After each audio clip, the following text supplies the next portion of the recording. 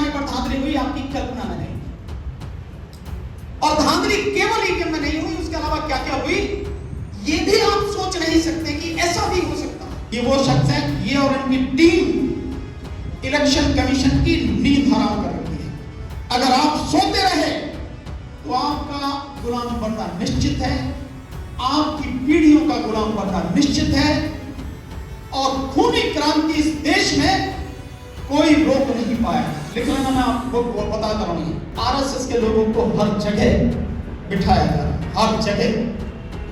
कोई ऐसा विभाग नहीं बचेगा, कोई ऐसा डिपार्टमेंट नहीं बनेगा जहां पर आपको आरएसएस का, बीजेपी का व्यक्ति दिखेगा नहीं। हर जगह पर होगा, सारी कंट्रोलिंग पावर उनके पास है।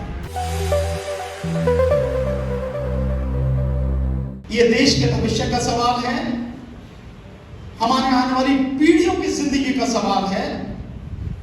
हम आजाद रहेंगे या गुलाम बनेंगे, ये एक सवाल है। तो इसमें मजाक नहीं, हंसी ठिठोली नहीं। दूसरा, मैं सभी साथियों से, आप अपने मोबाइल चलाएं, रिकॉर्डिंग करें, कोई दिक्कत नहीं है, लेकिन साइलेंस रखें। और कोई साथी जब तक ये मीटिंग चलती है तब तक कोई भी फोन आ रहा हो, 3 घंटे में कुछ नहीं बिगड़ता, 2 सालों में कुछ नहीं बिगड़ा, घर में बंद करके रख दिया आपको, तो अभी 3 घंटे में क्या बिगड़ जाएगा। कृपया हर साथी से मेरा निवेदन है, इसको बुरा ना माने, किसी का भी फोन आए, एक्सेप्ट घर का कोई फोन, तो उसे तो सुन ले बाहर जाके, बाकी किसी का फोन ना सुने, बात सुने, यहां पे तो जरूर। तो साथियों, ये जो सारी चीजें हैं ये आपके साथ, जो अब हमने शुरुआत की है 5 राज्यों में चुनाव के बाद, वो एक बहुत गंभीर मसला है। मेरी आंखों के सामने की बात है कि उत्तर प्रदेश में किस तरह से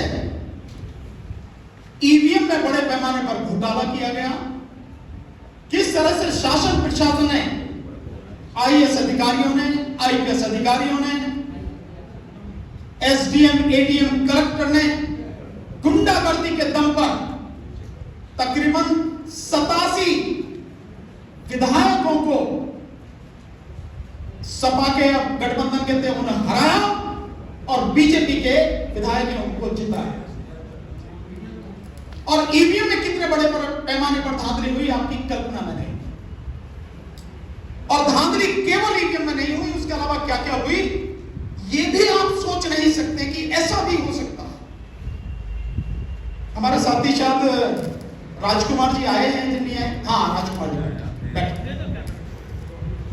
राजकुमार जी एडवोकेट हैं सहारनपुर से। मैं आप सबको बताना चाहता हूं, हम सब सोने वाले लोग हैं शायद। ये वो शख्स हैं, ये और इनकी टीम इलेक्शन कमीशन की नींद हराम कर रखी है।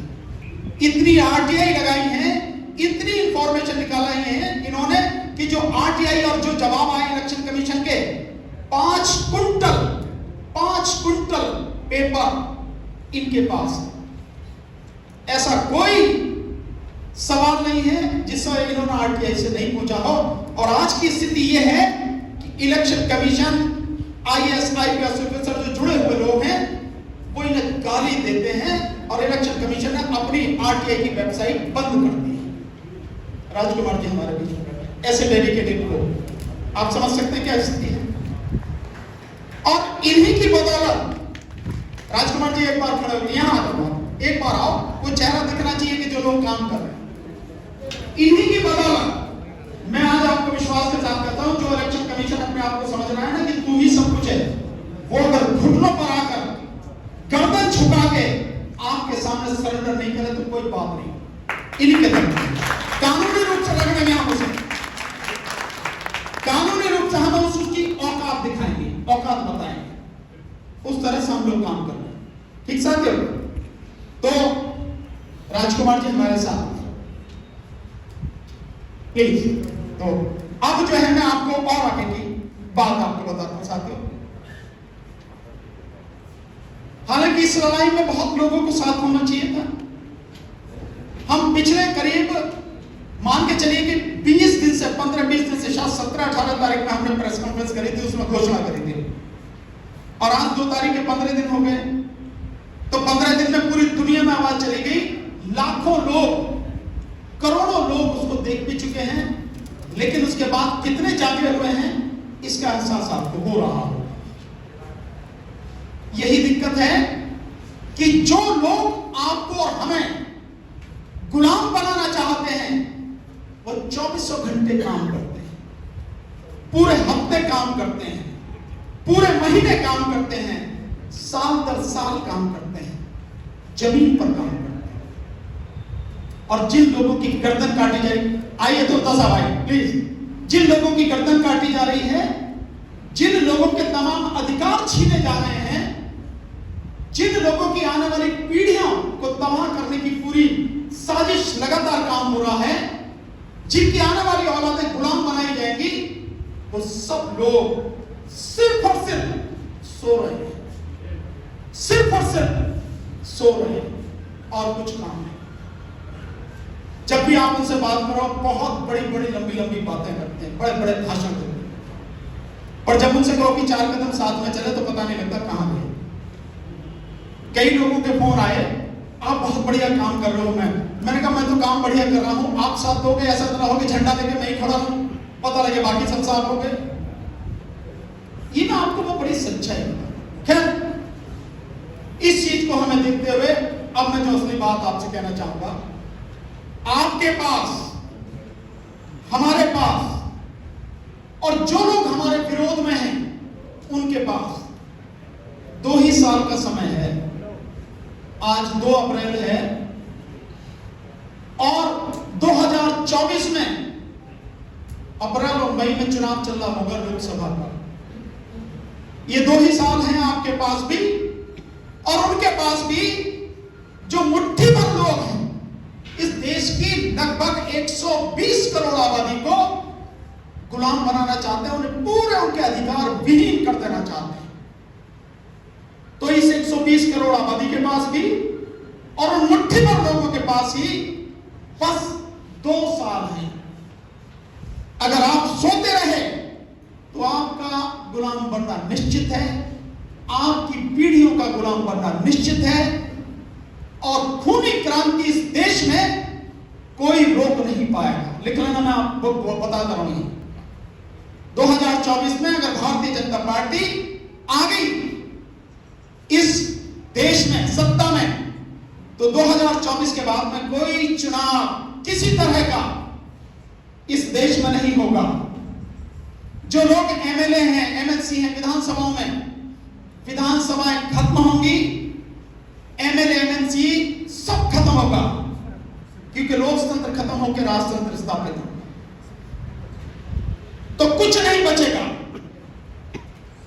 और अगर वो आ जाते हैं तो केवल और केवल पुलिस राज होगा। प्रजातंत्र में केवल पुलिस की जरूरत होती है। प्रजातंत्र में अदालतों की जरूरत नहीं है, पत्रकारों की जरूरत नहीं है, और अदालतों की जरूरत नहीं है तो वकीलों की जरूरत नहीं है। जब राजतंत्र स्थापित है, एक ही जगह से चलना है, तो विधानसभाओं की क्या जरूरत है? तो विधानसभा भी खत्म होनी है। नीचे जो आपकी नगर पालिकाएं हैं, जो आपकी पंचायतें हैं, नगर पंचायतें हैं, सब खत्म होंगी, कुछ बचेगा नहीं। लिख लेना आप, जिस सिस्टमेटिक ढंग से वो लोग काम कर रहे हैं। और इस सब के लिए वो रात दिन काम कर रहे हैं। और जब ये होगा तो शिक्षा भी खत्म होगी, शिक्षा की जरूरत नहीं है। वैसे भी आज की तारीख में शिक्षा ऑलमोस्ट खत्म है। सरकारी स्कूल, सरकारी कॉलेज, उनकी सारी एड बंद की जा रही है, सब बंद किए जा रहे हैं, कुछ नहीं है। और जब ये होगा, और इसके अलावा जो रोजगार है वो रोजगार सब खत्म किए जा रहे हैं। सरकारी पद जितने खाली पड़े हैं उनकी संख्या लगातार बढ़ती चली जा रही है, क्योंकि जो भी रिटायर हो रहा भरा नहीं जा रहा, और जहां उन्हें चाहिए वो लेटरल एंट्री उन्होंने कर ली है। तो लेटरल एंट्री के माध्यम से आरएसएस के लोगों को हर जगह बिठाया जा रहा है, हर जगह। कोई ऐसा विभाग नहीं बचेगा, कोई ऐसा डिपार्टमेंट नहीं बनेगा जहां पर आपको आरएसएस का, बीजेपी का व्यक्ति दिखेगा नहीं, हर जगह वो होगा, सारी कंट्रोलिंग पावर उनके पास है। सरकार में जो टॉप मोस्ट आईएएस के पद हैं वो 4 होते हैं, जो टॉप, नीचे डायरेक्टर, उसके ऊपर joint secretary, then additional secretary और फिर सेक्रेटरी। ज्वाइंट सेक्रेटरी लेवल पे उन्होंने सीधे लेटरल एंट्री से भर्ती शुरू कर दी और उस ज्वाइंट सेक्रेटरी को ही उन्होंने हेड ऑफ द डिपार्टमेंट बना दिया। तो कहानी खत्म हो गई। और अब ये आईएएस के साथ साथ पीसीएस में भी शुरू हो गया है। जो पब्लिक है उस पब्लिक को बहुत ही प्यारे ढंग से, बहुत सिस्टमेटिक ढंग से भिखारी बनाया जा रहा है। जो गरीबों को अनाज देने वाली बात है, बड़ा ढोल पीटा जाता है जैसे कोई अपनी जेब से दे रहा है। सब आप ही का, हम सबका पैसा है, देश के लोगों का पैसा है, लेकिन दिया जा रहा है। कहा जा रहा है कि हम 80 करोड़ लोगों को दे रहे हैं, लेकिन वो है क्या? आप में से कभी किसी ने देखा है कि जब मछली को पकड़ना हो तो क्या करते हैं? मछली को पकड़ना होता तो कांटा जो होता है ना, उस कांटे में चारा लगाया जाता है। मछली को वो कांटा नहीं दिखता, क्या दिखता है? वो चारा दिखता है। तो ये जो 5 किलो अनाज है, ये वो चारा है जो बीजेपी और आरएसएस का जो कांटा है उसके ऊपर लगा है, जिसमें वो कांटा उसको दिख नहीं रहा। जैसे ही वो चारा खाएगी मछली, वो कांटा उसके गले में फंस जाएगा और उसके बाद मछली को खींच के, क्या होता है मछली का, निकाल के उसकी गर्दन काटी जाती है पहले, और फिर उसको भून के तल के खा के खत्म कर दिया जाता है। यही वो चारा है जो फेंका जा रहा है, क्योंकि रोजगार खत्म कर दिए तो लोगों को मूर्ख बनाने के लिए उस चारे का जो इस्तेमाल किया जा रहा है वो तो करना पड़ेगा ना, इसलिए वो चारा इस्तेमाल किया जा रहा है। जो फंसेगा इसमें उसकी मौत निश्चित, बचेगा नहीं। और क्योंकि 120 करोड़ लोगों को तबाह करना है, उन्हें गुलाम बनाना है, तो कोई भी नहीं बचेगा। जो लोग समझ रहे हैं कि मेरे पास घर बढ़िया है, मकान बढ़िया है, पक्का है, एसी लगा है, पंखा लगा है, पैसे भी पड़े हैं अकाउंट में, जमीन भी है, कुछ भी बचेगा नहीं। सब गिरफ्त में आएंगे।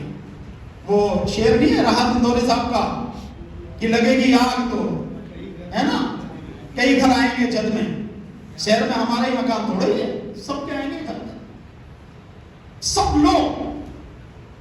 इसके अलावा जो सारी चीजें की जा रही हैं, आपने अब तक ईवीएम में गड़बड़ी सुनी थी, आपने शासन प्रशासन की गुंडागर्दी से किसी को जबरदस्ती जिता देना यह भी सुना था, लेकिन एमएलसी के पर्चे फाड़ दिए जाए, एमएलसी का कैंडिडेट अपना पर्चा भरने जा रहा है, उसको पकड़ के पीटा जाए, उसके पर्चे फाड़ दिए जाए, उसके कुर्ते फाड़ दिए जाए, और फिर भी अगर वो किसी तरह से पहुंच जाए उसके बाद उसका पर्चा कैंसिल कर दिया जाए, और एमएलसी को इतना डरा दिया जाए कि नाम वापस ले ले अपना। जो आपको दिख रहा है सुप्रीम कोर्ट को नहीं दिख रहा क्या? जो पूरी दुनिया को दिख रहा है, मतलब ये हाई कोर्टों को नहीं दिख रहा, हाई कोर्ट के जजेस को नहीं दिख रहा, जो आम आदमी को दिख रहा है, वो कई सारी संस्थाओं को, चुनाव आयोग को नहीं दिख रहा, पुलिस को, प्रशासन को नहीं दिख रहा, पुलिस के सामने ही सब कुछ हो रहा। तो कितनी भयानक स्थिति है कि एमएलसी तक का टिकट नहीं भरने दिया जा रहा। जिला पंचायत और ब्लॉक अध्यक्ष वाली तो सुनते थे, किया भी बीजेपी ने अभी उत्तर प्रदेश में। चैनल को लाइक, शेयर एंड सब्सक्राइब करें और बेल आइकन दबाना ना भूलें।